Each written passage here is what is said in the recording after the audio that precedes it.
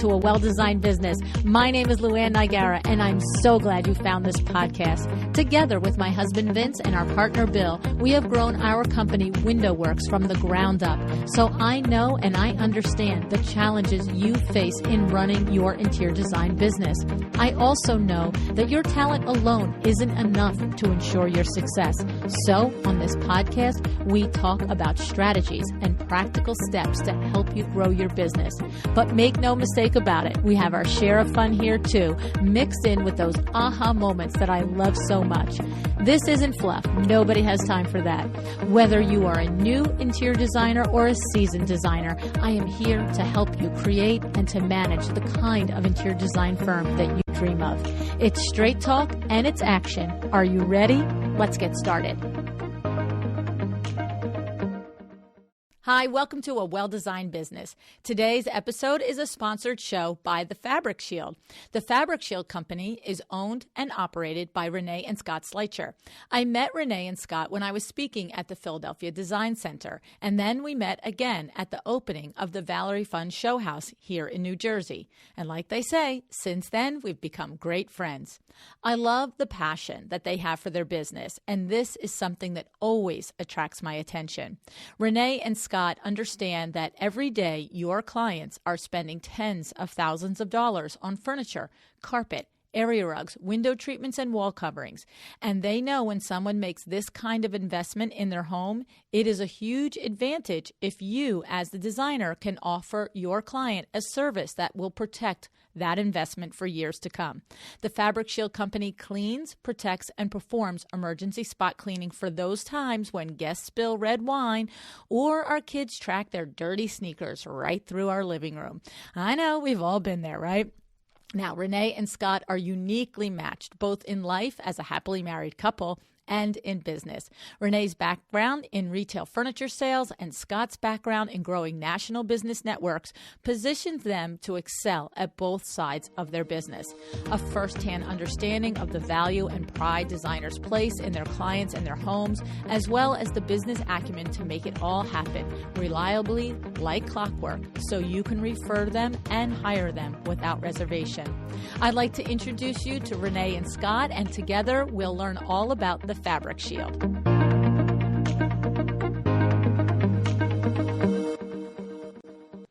Hi, Scott. Hi, Rene. Thanks for joining me on A Well-Designed Business today. Hi, Luann. Thank you for having us. Hi, Luann. So, guys, we are here today. You've sponsored the show, and thank you very much for that, because we are here because you're going to teach us all about your company, the FabricShield. And I have tiny bit of experience with this type of product through Window Works, but really big gray area for me in what somebody, a designer, a consumer can truly expect with a product like yours that protects our furniture and upholstery and fabric items, our rugs. And so I'm personally looking forward to picking this apart with you and understanding what is really capable. Does one of you want to start us off about, just in case it's news to anybody, what your company is? Start us off about it? Sure. I'll go ahead and start. This is Rene.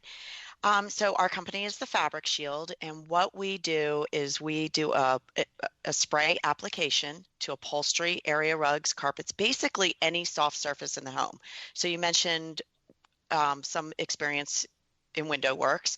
We have actually sprayed draperies because, believe it or not, small little dogs like lifting their legs on some draperies, so that definitely helps with that. We've had people tell us that happened. But basically what our product does is it makes regular fabrics perform like performance fabrics. And then we back it up with a complimentary spot cleaning service. And we can talk about more of that in a little bit. Okay, so let's just go where my brain takes me, first of all. Can you really, if one of my clients were to call me up and say, hey, Luann, Fifi here just went, whatever, on my drapes, you can get urine out of a drapery? Is it only certain fabrics or this? Oh, time out. If it's already been sealed, right? Hello, right? Well, no, not necessarily. So because we offer complimentary spot cleaning service, we have to be really good at cleaning too, because we offer that service. So a lot of our business actually stems from when an accident happens. Somebody spills something, you know, if there's been a pet accident, we go out to the home, we clean it for them, and then once it's clean and it's looking great, then we say, now that it's clean, would you like to have this protected to avoid this in the future? And that Okay. ultimately leads to a lot of our business as well. Okay, so that's logical because I would have, like I said, as I started to ask the question, I'm like, no, I can't. You didn't seal it yet, so that's awesome. So you are experts. I need that. We have people tell us things, Yes. not necessarily that story that's happened once or twice over the years, but there are lots of people that will call and say, how do I get this out? Now, my brain just went down a whole nother place. Let's go there.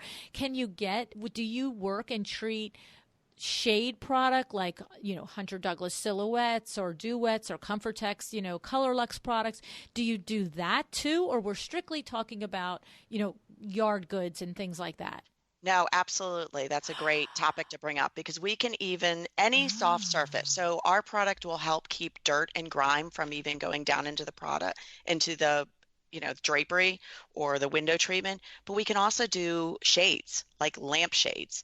I mean, good lampshades are expensive. So the same thing, it keeps dirt and grime and the dust on the surface. So even just doing a light damp dusting once it's been protected will prolong the life of those items as well. Okay, I'm really going to keep getting very specific here for my own purposes.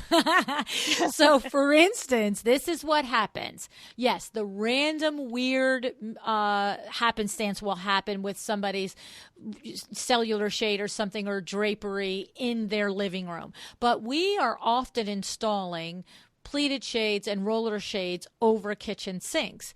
And Mhm. people say to me all the time, oh, is this stain resistant, or how do I clean this? And I'm like, lady, don't put the food all over your shade. Put your shade up when you're making your gravy in the kitchen. You know what I'm saying? Like, I just say to them, it's fabric. You cannot splash this with soap and dirty water and, food and expect it to come out. So can I suggest that somebody fabric shield this and it could get better performance over a kitchen sink?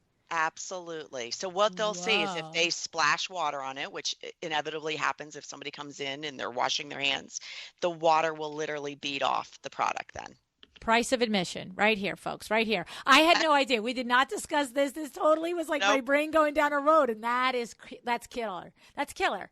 I mean, I really have literally for 37 years said to people, put your shade up when you're working at the sink, stop, right? And I've gone in to replace shades that I swear to God, there's an entire, 6 works of meals on their shade. It's just like gross. Okay. Well, I'll give you another little zinger. So we've also protected grass cloth.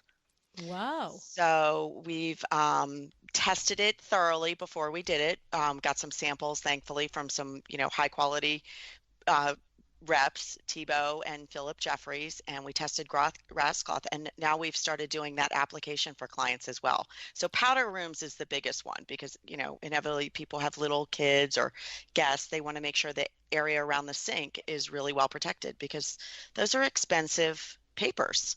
It's so So true. It's so true. And does it have to be a grass cloth? I have an outstanding Tubo wall covering in my powder bathroom. And it's so funny that you just went down that road because just a couple of days ago, I looked at that and I thought, I wonder if, like, I'm like, okay, well, it's going to have to be fine. We're all going to have to be careful. But can you protect regular wall covering too?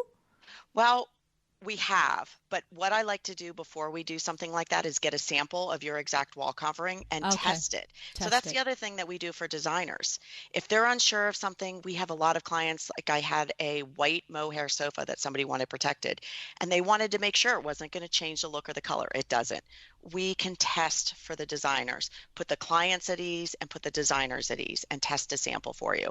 And then you can see what an unprotected versus a protected swatch would do for you and how it And performs. Renee is like the typical standard memo size swatch that a vendor would give a large enough sample for you to do an adequate testing, or do we need to order a half a yard or a yard or Nope. something? Memo samples, perfect. That's all we Wow. need. Okay. Okay. So now when we do this, when we think about doing this for our projects, I know that we're going to do a sample. I love the idea of doing that, of doing a test, but in most cases, will it change the texture or the feeling of the fabric, or, change the look of it in some way? It doesn't change anything. I was given, I think it was, I don't even know how much this silk was, from an upholsterer in our area who actually does pieces for the Smithsonian. Mm. And he gave me little swatches of silk and he goes, "This is really expensive." And he cut it in half for me. I protected one and then we did not protect the other. I took both swatches into him. He couldn't tell what had been protected. And then, Oh. of course, we did the water test on it, and immediately, in fact, on our Instagram, you can see those little tests, but he immediately saw how our product performed, but he could not tell the difference between what had been protected and what had not been That's by interesting. the look and the feel. And just for, because you know me, I have to go all the way down to the very last question on it is, are there sometimes, even if it's rare, that it will change the hand or the feel of a fabric, but of course we know it before we proceed, or is it just never, it never does? It has never happened. Wow. I'm Fortunately, surprised at that. I'm surprised. it has never happened. Yeah, I'm surprised at that. I would have thought that there's sometimes it would, and get over yourself. Whatever it had happened, and you know it ahead of time. And if you don't like it, don't worry about it. So tell me about. We're going to talk about how you work with designers and how you add value to them and so forth. But let's go further while we're talking about the product itself. Tell us, why you're spraying it on there. So I know there's certain people that are and rightfully so, very concerned about is it toxic, and my babies are going to be on this rug after you have treated this carpet or this area rug. What do we have to know about that, Rene and Scott? Yeah, from a safety standpoint, it is a non-toxic product, so there is no toxicity to our product. And then once again, it is a spray application, not an aerosol application. So there's no haze or mist. And then the other thing about our product is it dries extremely quickly. And what I mean by extremely quickly, within 45 minutes to an hour at the most, depending on the nap of the fabric that we're protecting, it will dry. And then once it's dry, it's completely inert. There's no smell, there's no change to the texture, the color, the feel. No one would even know we were there an hour after we have left. Wow. And what's the process like, Scott? Does you have the technician, they come in, is it a self-contained machine or device that delivers the protection, or is it there's a big long thing out to the truck that's running a motor? Just give us a little visual on that. What kind of delivery process for the product? Yeah, sure. So first and foremost, we take safety into account anytime we're going into somebody's home. So we always have the booties on. We bring in our equipment.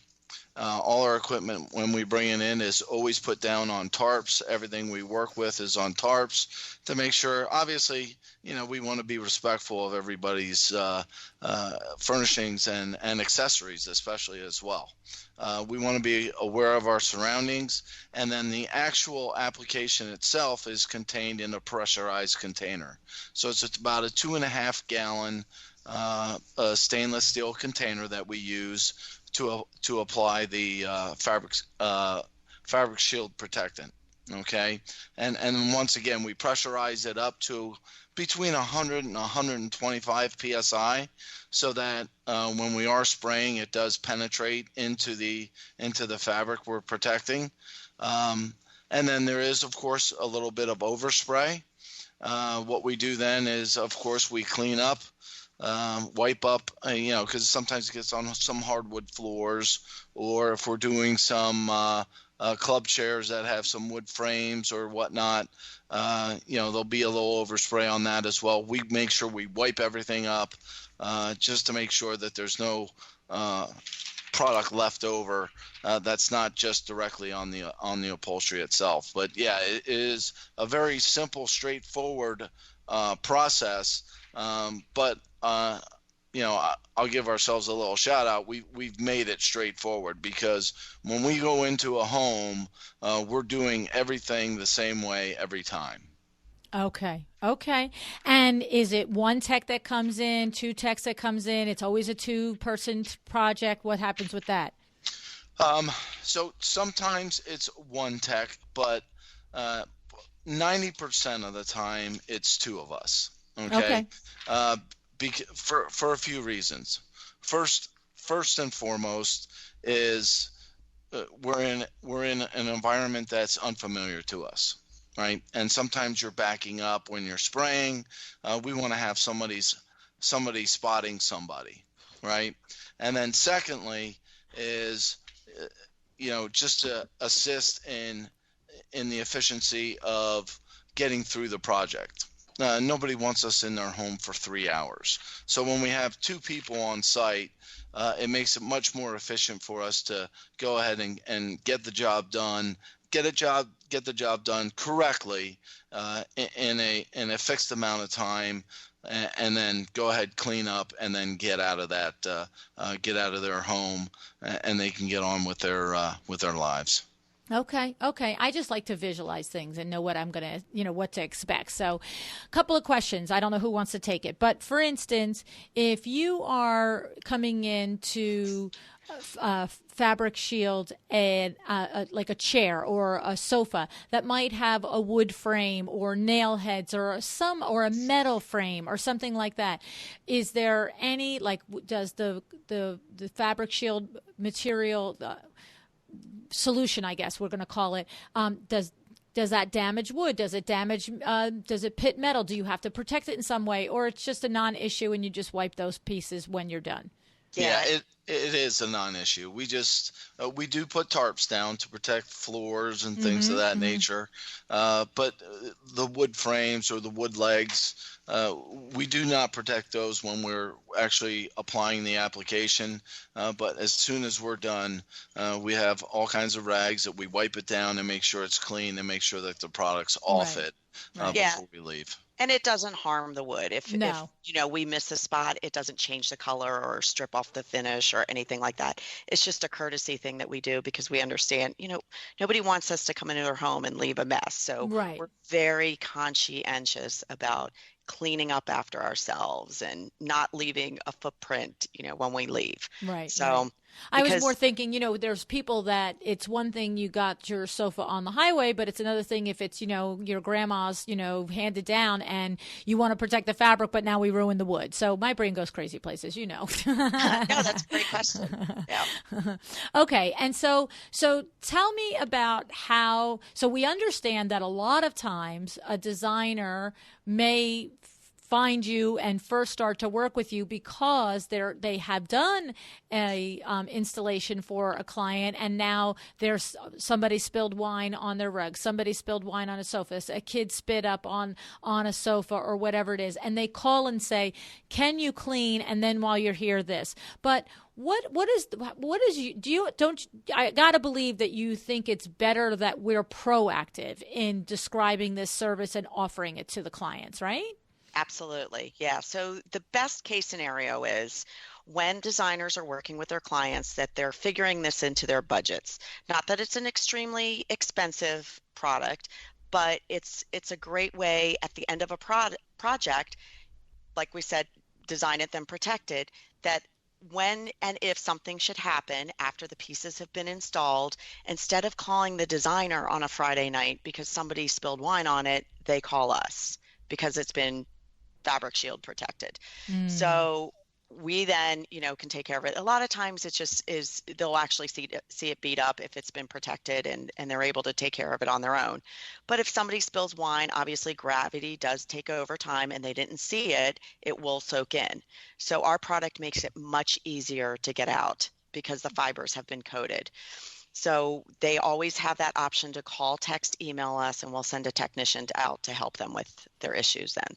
Are there things that we have to do to effectively set up the expectations of our end consumer about the types of things that we can expect to get out, that we can't expect to get out, in the ways that even something that would typically be able to get out, but because this has happened or they've done this, that's going to jeopardize that. What are the red flags that we need to know so that we don't, oversell, I guess, is really.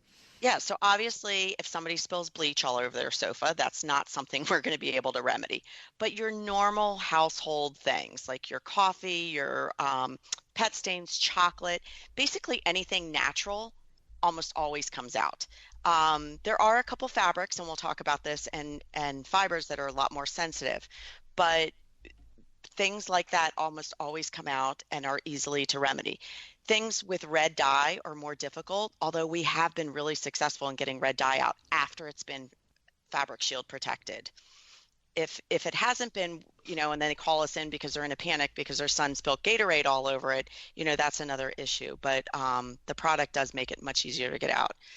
You were asking about, are there some expectations? Yeah, I don't know if we want to go down the train and start talking about difficult fibers, but there are some viscose and rayon. Yeah. Yeah. Just one thing I want to interject. You talked about being proactive, Luann. Yes. And I think I hear plenty of stories around, our clients buy, a sofa, a love seat. They spend quite a bit of money on it, and now they're going to want to get it protected. And they're almost desperate to get it protected. And you hear them, and I hear this all the time. We don't let anybody sit on it. We don't let anybody eat on it. Nobody's allowed to touch it. Well, that's not really the purpose of why you bought your furnishings, right? Exactly. You want to enjoy your furnishings. So what I tell them is, well, let us come in and protect it, and then that'll give you the peace of mind that now you can use your use your upholstery, enjoy it, relax, and then if something happens, you have our service. It's been protected. You have our service, and we can come in and remedy pretty much any situation that'll arise for you.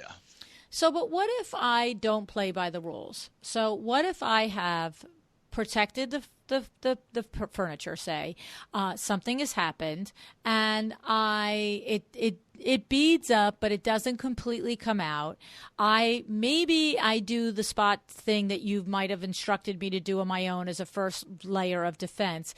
But it doesn't come out. And it's, what? Life is busy. It's 2 weeks later. I still haven't called my designer. I haven't called you. We're going to get to whether we go direct or not. And it's 2 weeks later. Are you going to look at me at 2 weeks later and say, lady, sorry, you needed to call this and get us on the spot, within 1 day, 2 days, 3 days, or is it just doesn't matter?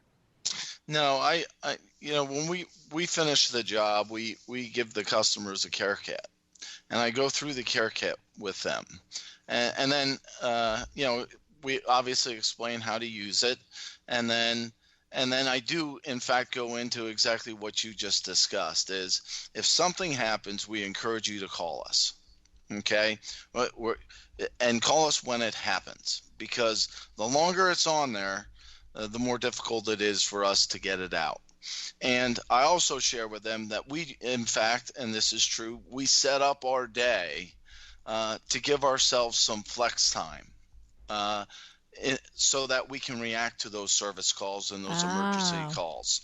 So we don't pack our day with from 8 in the morning to 5 in the afternoon and go run from house to house to house applying fabric protection.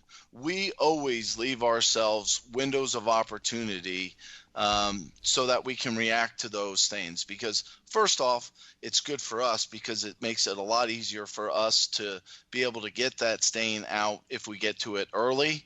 And then secondly, the customer certainly appreciates it, because who wants to be sitting there with a stain on their sofa for 3 weeks or 2 weeks before you can get out there and service them? Right. Especially if the customer is willing to be proactive, then yes, they're going to appreciate that for sure. or, you coming out right away. It reminds me of, when you raise your kids and you had a pediatric office, right? There's always all the well visits scheduled, but they always leave a certain amount of slots for those kids that are the mother's going to wake up in the morning and go, my kid's got to get to see you, right? It's not like, oh, she's sick as a dog, but bring her in 3 weeks, right? Right. And the other thing is, too, we really encourage our clients, you're not bothering us for that one little spot. If it's bothering you and you're afraid to take care of it yourself, or you don't know what it is, or you've tried the product and it's not coming out, call us. You're not bothering us. That's what we're here for. Okay. Now, I'm glad to hear that. Now, let's talk about first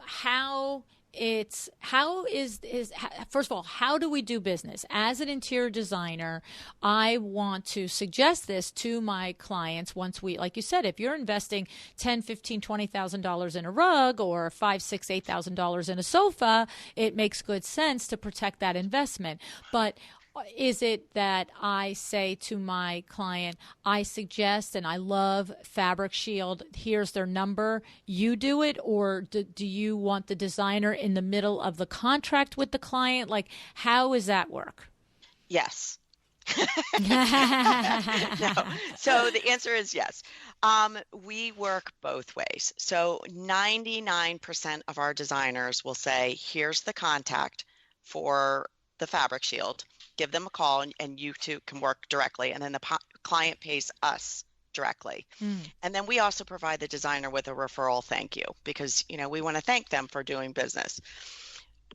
There are a few designers that want to control the process, and that's completely fine with us. So however the designer wants to work with us, we are willing and open to do it their way. So if the designer wants us to go in and do the work and then send them the bill, we can do that. Or if they want us to bill the client directly, we do that. So however the designer wants to set it up, we are willing to work it their way.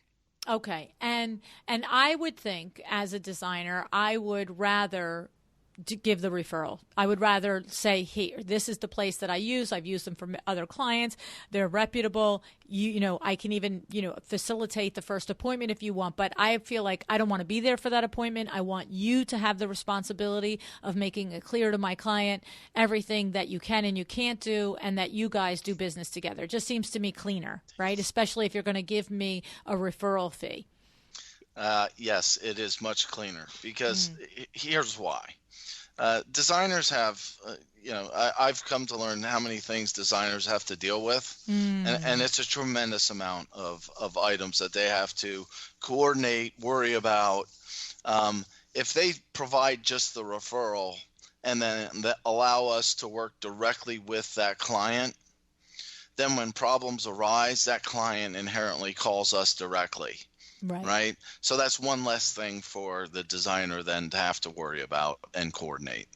Now, here's another practical question that goes through my mind. If I am a designer, I've referred you to my client, the client chooses to do business with you, and now the client has her sister over, and her sister says, I want me some FabricShield. When she calls and said, my sister Sally referred, and you have it notated that this woman came to you from the designer, do you then go ahead and say, hey, surprise, surprise, we got another project out of a referral that started with you, or no?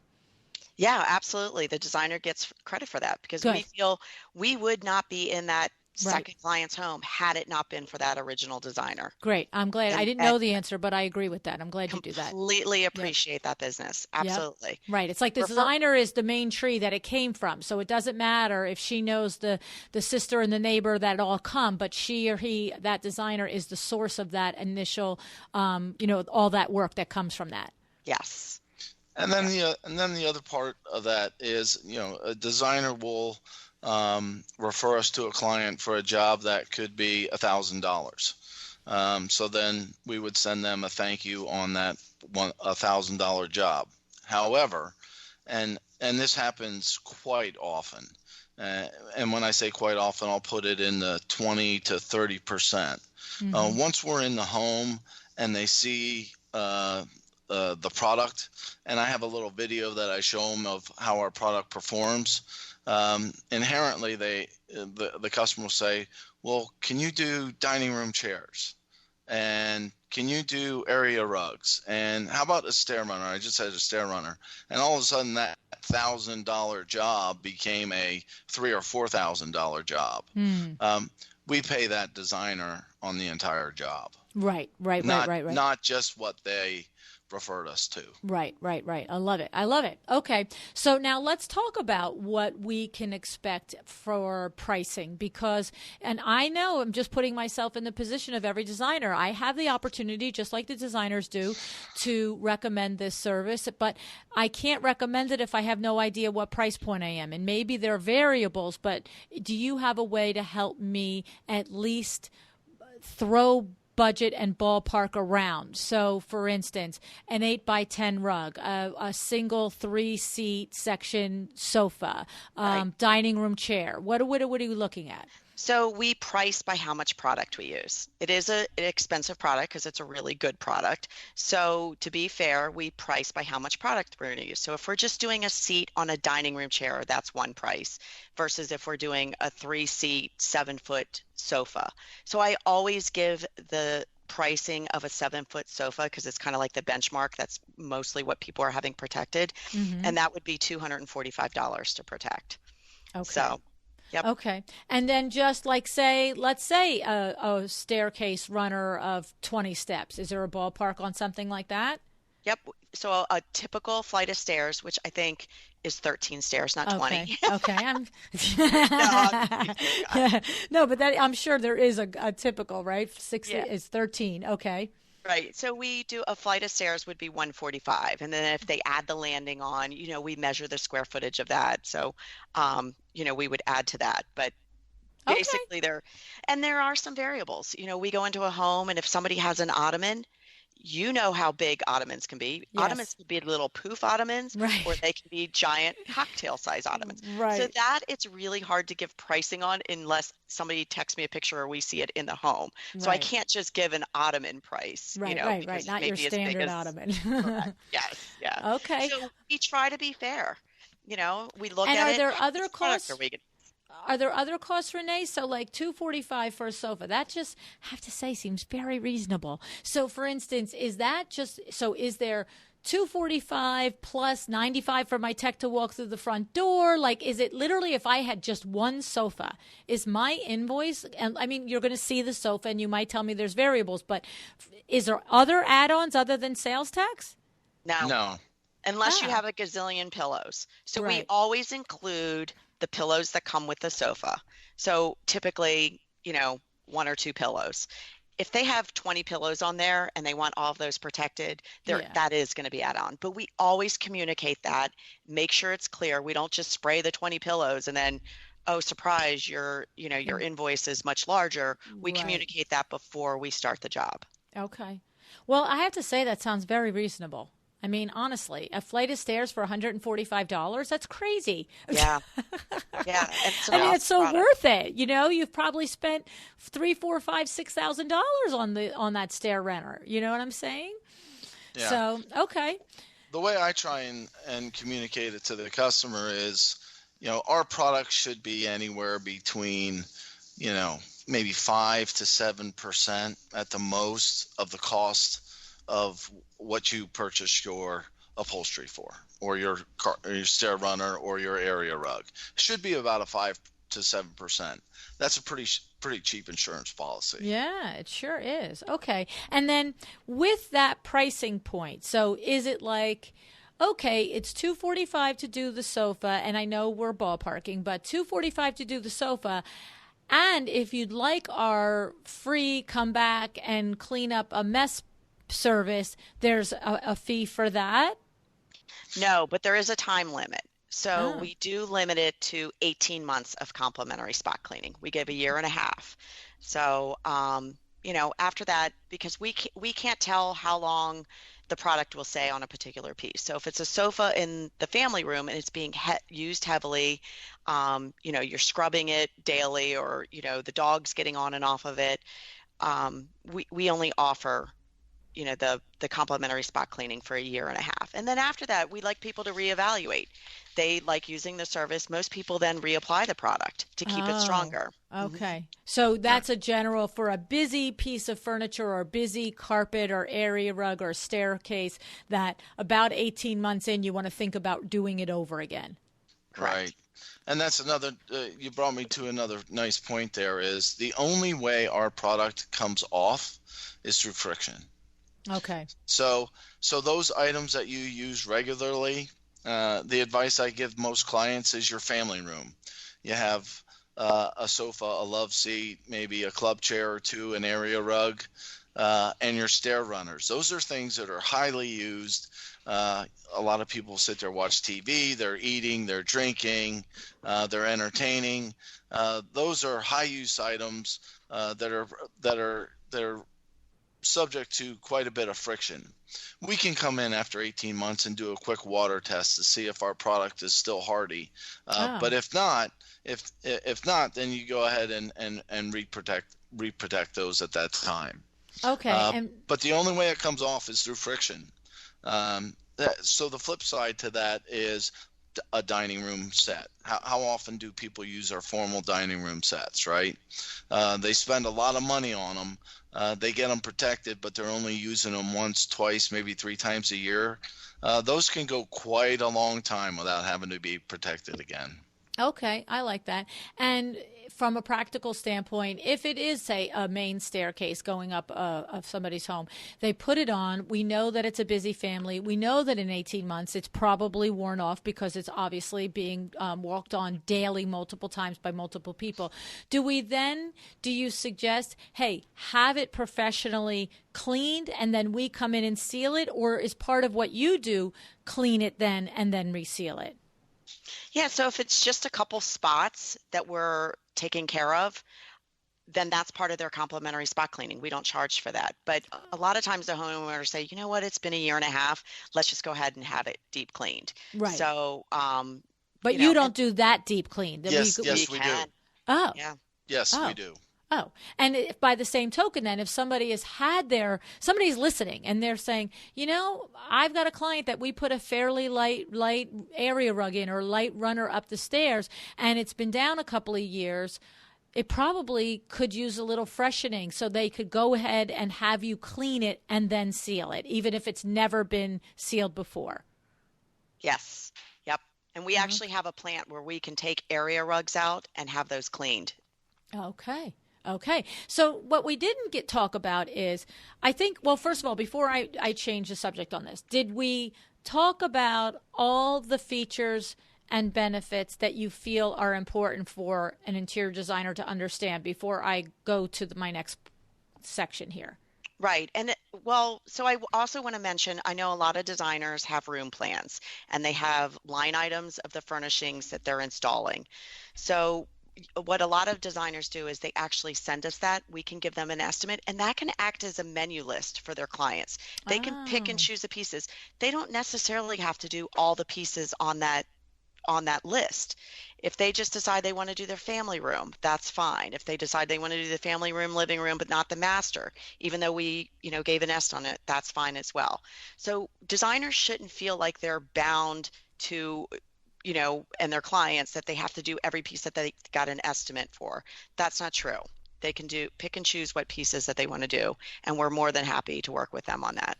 Okay, but I like that. What you're saying is that for a designer to actually not even wait until installation day, reveal day to suggest these things, but in the process of putting the proposal together for all of the products that they're specifying, that they also just say, and to add FabricShield to this item, $245, to add it to this item, $185, blah, blah, blah, blah, blah, and then maybe just have a conversation about, I just want to tell you that these are the 4 or 5 items that stick out to me that we probably want to make this investment. If it's just my advice, my suggestion, you do what you want, right? Correct. And so our goal is when a designer gets to the end of a project, she says, now we should get this protected, or have that conversation when they're talking about the project. Yeah, I like it in the middle. These are the pieces that we're going to order. And once they're installed, we're going to get these protected. And then you're going to have this 18 months of service. Right. I like that. I like that a lot. Okay. So now we have to talk about, you're not exactly quite all over the U.S. at this point. right? Your business is 2 years old. You have the New York, New Jersey, Pennsylvania metro area covered. You are starting to franchise. Tell us a little bit about the area that you cover presently and what you are expecting and seeing in the future. Well, you also have the North Carolina, South Carolina region at this point as well, Correct. right? Yes, and we're also in Maryland and D.C. Okay, so let's just say it. It's Maryland, D.C., New Jersey, Pennsylvania, New York, North Carolina, and South Carolina. That's correct. And when we say these states, when we say like New York, do we mean all of New York or do we need New York Metro? New York Metro. Yeah, New Okay. York Metro. Yeah, Right, we're not right. in upstate New York yet. Right, But right. you did mention franchising. So that is the next step in this. Kind of the unique thing about Scott's background, what he brought to the table with this, is he immediately identified this as a scalable business. That wasn't something that I was necessarily seeing. I was seeing working with designers, and it's a great product. And because of his experience and background, he identified this as being scalable.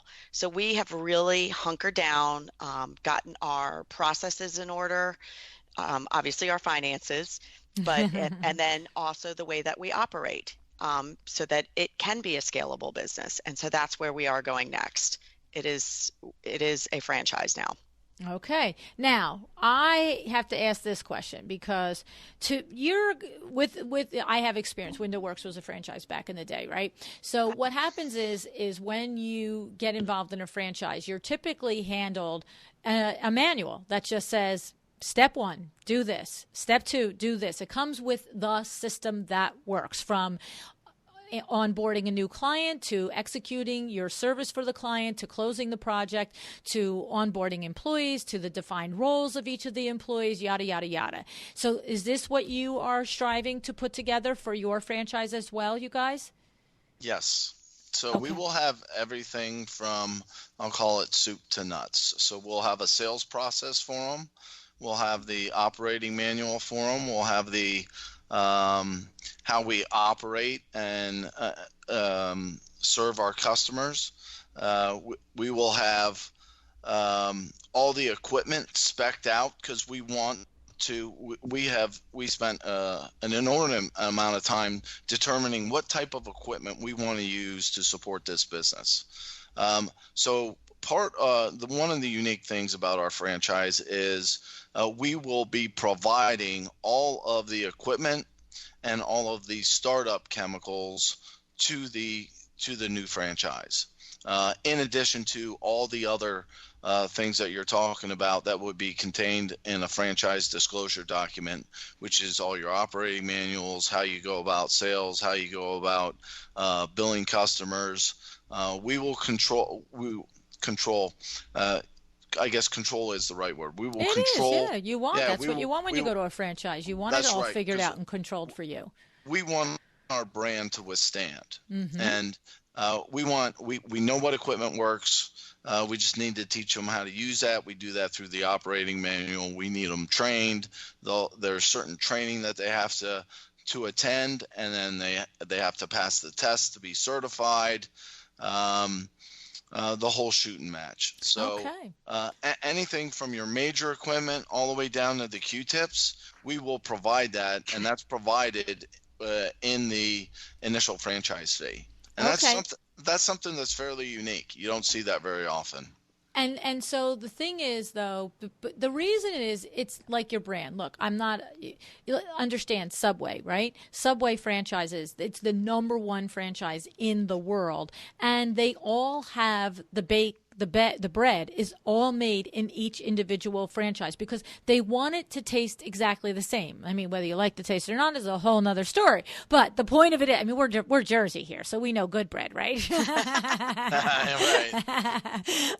But the point is, if you have a Subway sandwich in New Jersey or you have a Subway sandwich in Hawaii, it tastes exactly the same. And that's important because when you establish a brand, wherever you are, you want the customer and the client to have the same experience experience. And so for you to say that you want to control and manage the entire process, that's exactly what I want in a franchise. And that, and to your point, you don't want some rogue operator in Arizona using a different system, a different delivery method, a different operating system, because that's exactly opposite of what a franchise is. A franchise is the assurance that what you're doing and you're purchasing works. And if you go rogue, that insurance is gone, you know?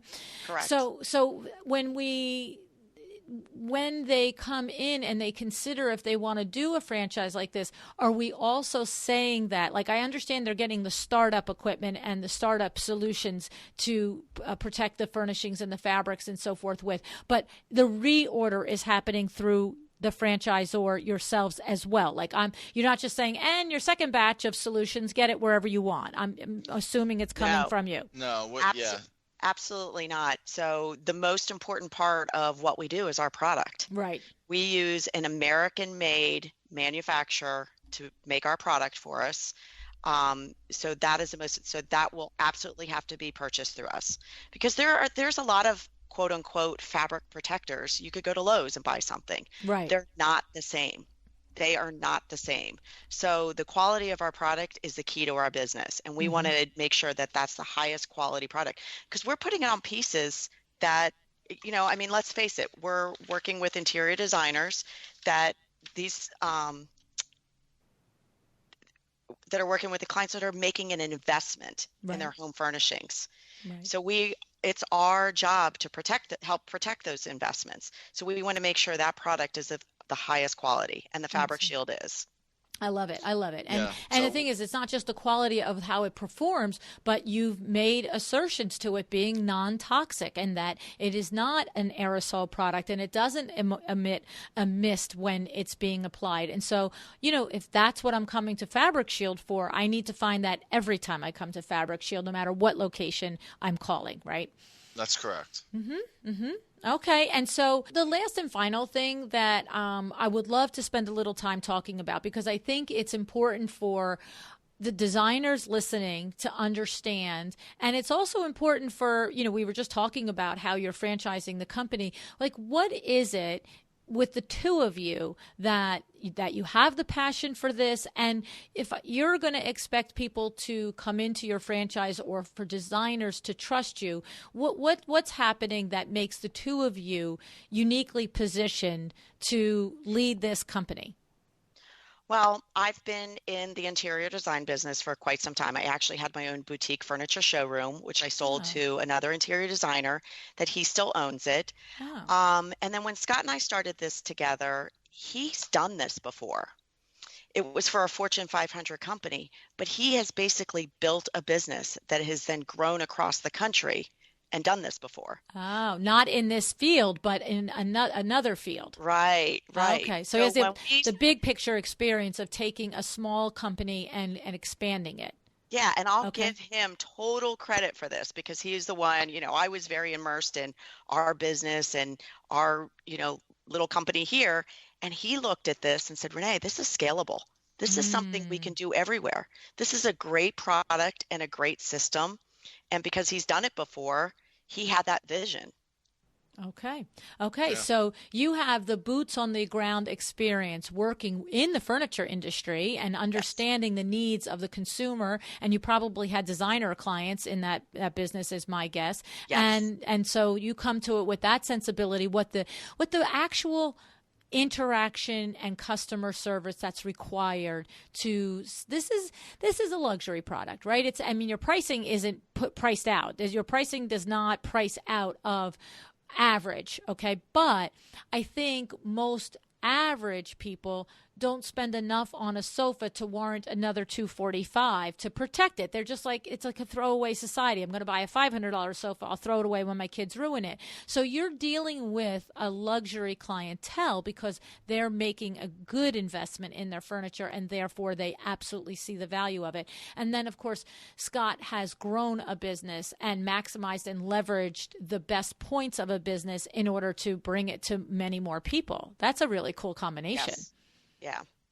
Yeah, we're really proud of that. I'm proud of him too. I mean, he did this for a Fortune 500 company.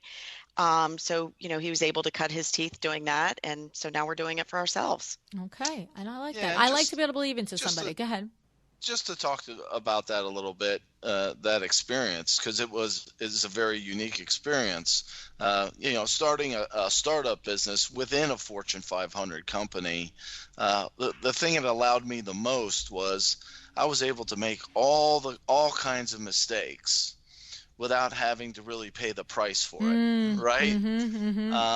And then when we decided to do this, when we really started getting into the nitty gritty of how we were going to put it together, you realize that all the things that we did when we started the business in a Fortune 500 company translates to starting up this business, with one exception, and that exception is capital. So when I'm with a Fortune 500 company, we were doing this micro bulk business, and we were delivering nitrogen, oxygen, argon, and we needed trucks. Each one of those trucks are $250,000. Well, when I needed a new truck, I put in a requisition, and lo and behold, I got the $250,000, bought a truck. That's not the case now. Right? Now that's all our money. So we have to be more conscious of that. But the capital for this business is not so great that almost anybody who really wants to be an entrepreneur and get into somewhat of a niche business and be willing to work. You have to be willing to work. Right. And then the other two lessons I learned were the piece around determination, and then being prepared for that slow period, right? Because it's easy to be able to fold up shop pretty quick, because things don't go your way early very often. And you have to just be committed and be determined and believe in yourself. And if you have the right process and you have the right people, it's gonna work. And lucky for us, and lucky for me, I have Rene and all the other folks in our company right now, where we have just a super team that's really moving this business along. That's awesome. And Luann, yeah, I know you always say you have your numbers guy, your VIN man. Yeah. I'm lucky because I have my Schleicher man. He is a numbers guy. I mean, I don't know about you and Vin, but sometimes I have to say, Scott, that's not appropriate pillow talk, because it's numbers. No. Oh my Always God. running numbers, always looking at our numbers, and I should be really thankful, because that's a big thing that he brings to the table. Oh, that's awesome. That's awesome. No, it's really terrific when any two partners complement each other's skill sets in the business, let alone in a marriage, right? But it's important. It's important to have people that do things that you don't know how to do, and that they do them really well, and you can put complete faith and trust in what their opinion on that skill set is. And I have to say, it's the same with a franchise and a franchisee and a franchisor. When WindowWorks started, there was complete faith and trust in our franchisor, and then however many years down the road, it changed. The business was changed, and the business was sold, and the new franchisor that came in was a corporate raider. And we knew it. My husband recognized it and knew it, and we got out. But we got our value out of it. We learned the process and the systems. And, of course, Vinny has literally, multiplied the number of systems that we've used since then, and we refined them based on every drama and every little and big thing that has gone right and wrong. We've revised them. But there is a little leg up when you start with the manual, honestly. Yes. Yep. Yeah, absolutely. Definitely. So is there anything that we left out, Rene, that you'd like to make sure that interior designers know about the FabricShield company? Yeah, absolutely. We understand we're a representation of them. So when we go into a client's home, we know that they referred us, and we are extremely respectful of that fact. So like Scott mentioned before, we put on booties, we put drop cloths down, where our techs, we wear a uniform. They're clean pressed khakis. Nobody's going to walk in with ripped jeans. There's polo shirts that clearly identify our company. we know we're a representation of them. And even if we do come in contact with a quote unquote problem fabric, or we don't think that something was spec'd for the correct application, we are never going to throw the designer under the bus. Right. We'll approach it gently with the client to say, hey, this is a delicate fabric. We need to be a little bit careful of this, but we never ever throw that designer under the bus or, make it their problem, not ours. Right. Yeah, because negative returns on that one.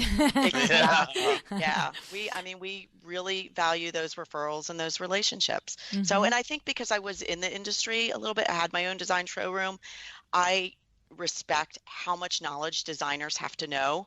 And sometimes there's things that they overmiss. So maybe they selected a fabric and it's not the right application.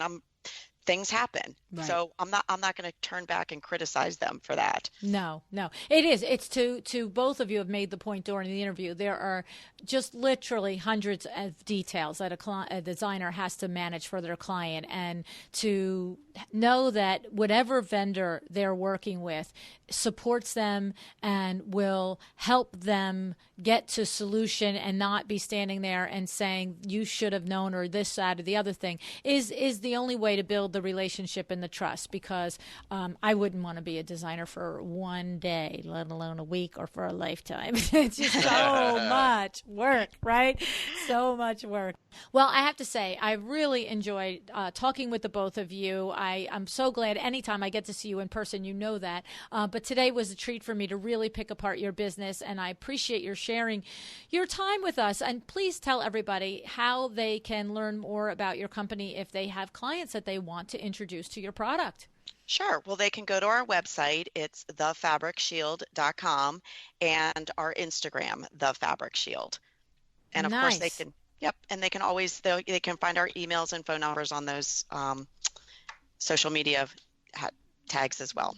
Yeah, I like the Instagram. You're often showing little nudgy things about what happened, how you fixed it. It's pretty good. So that's a good. I love your feed to follow. Thank you. All righty. Well, thank you so much for coming on the show, Scott and Renee.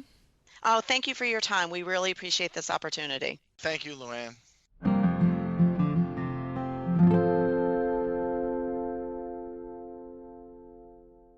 I told you they were passionate about their company and how they can support you in delivering an excellent client experience. I also think it's a no-brainer for you as the client's advocate to introduce them to the FabricShield so that their investment in the furnishings, the carpets, and drapes is protected.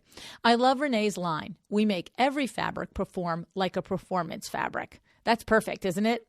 So look them up today, thefabricshield.com. Introduce yourself to them and see if they service your area so you can be the hero for your client.